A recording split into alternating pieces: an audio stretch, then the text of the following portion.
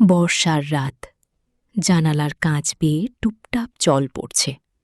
পুরনো জমিদার বাড়িটার উঠোনে কদম ফুলের গন্ধ ছড়িয়ে আছে, আর সাদা কাপড়ে ঢাকা এক নিথর দেহের পাশে বসে আছে এক নারী, অনিন্দিতা। তার কাঁপা হাতে ধরা একগুচ্ছ শিউলি আর রজনীগন্ধা। আজ সে ফুল নিয়ে এসেছে, যে মানুষটার জন্য একদিন পৃথিবীর সব ফুলও কম মনে হতো, তাকে জীবনে কখনো মালা পরায়নি সে। অথচ আজ মৃত্যুর পরে তার বুকের উপর ফুল ছড়াতে এসেছে।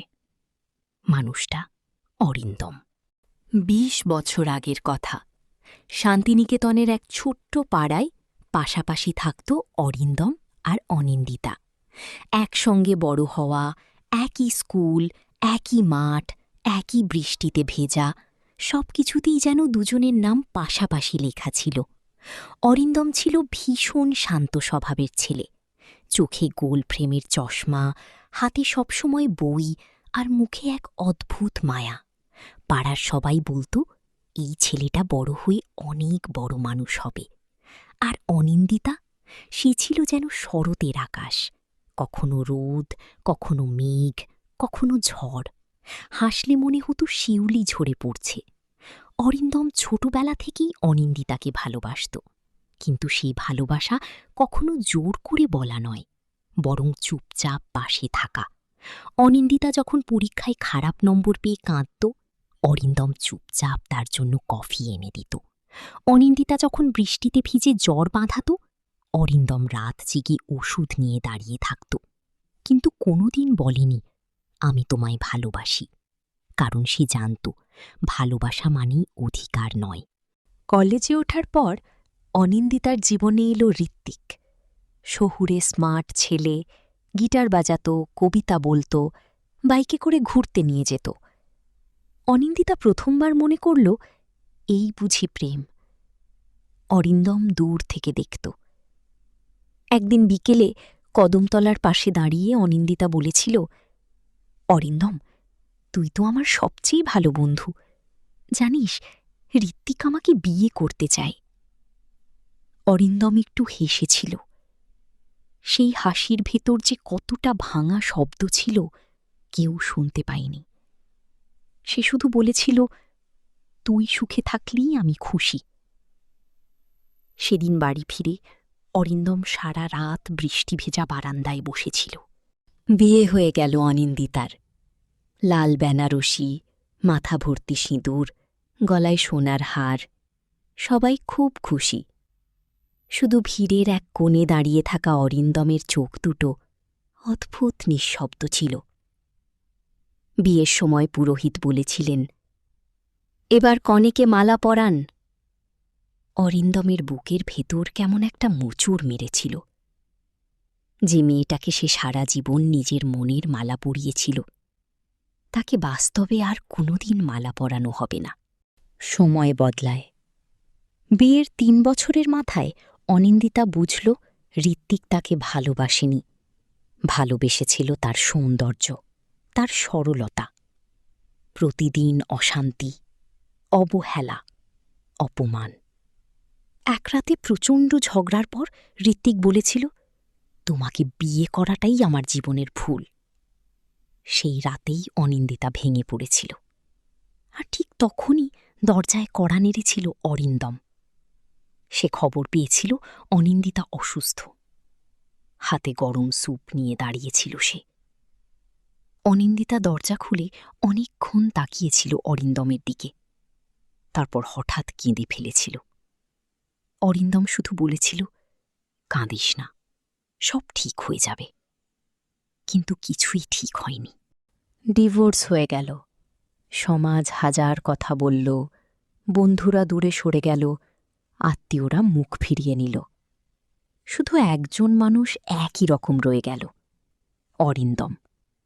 সে প্রতিদিন খোঁজ নিত, অনিন্দিতা খেয়েছে কিনা, ঘুমিয়েছে কিনা, ওষুধ নিয়েছে কিনা, সব। একদিন অনিন্দিতা জিজ্ঞেস করেছিল, তুই এত কিছু কেন করিস আমার জন্য? অরিন্দম মৃদু হেসে বলেছিল, সব প্রশ্নের উত্তর দিতে নেই। তারপর একদিন অরিন্দম হঠাৎ অসুস্থ হয়ে পড়ল। ক্যান্সার, শেষ স্টেজ।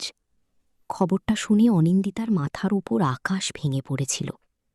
হাসপাতালের সাদা বিছানায় শুয়ে থাকা অরিন্দমকে দেখে তার বুকটা কেঁপে উঠেছিল।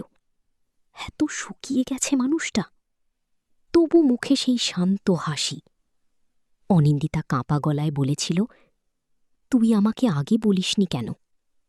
অরিন্দম ধীরে বলেছিল, তোর জীবনে এত কষ্ট ছিল, তার মাঝে আর নিজের কষ্ট চাপাতে চাইনি। সেদিন প্রথমবার অনিন্দিতা অরিন্দমের হাত ধরে কেঁদেছিল।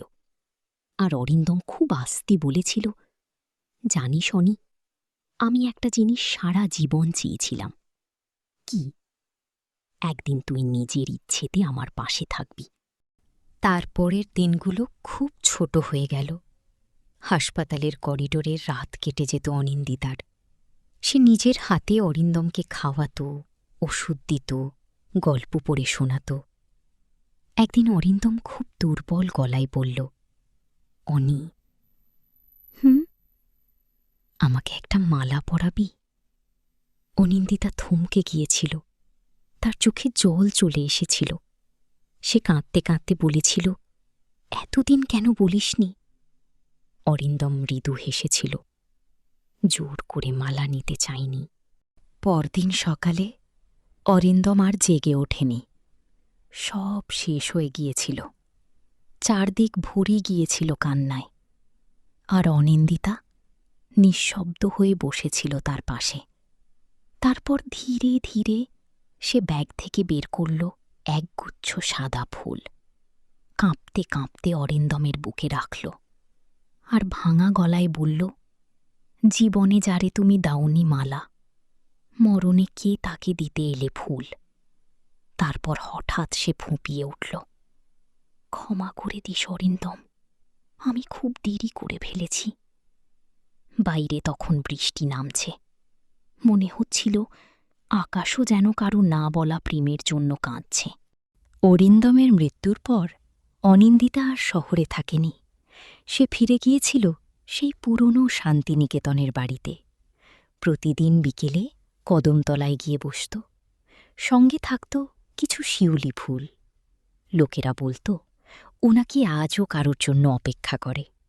হয়তো সত্যিই করে, কারণ কিছু ভালোবাসা কখনো শেষ হয় না।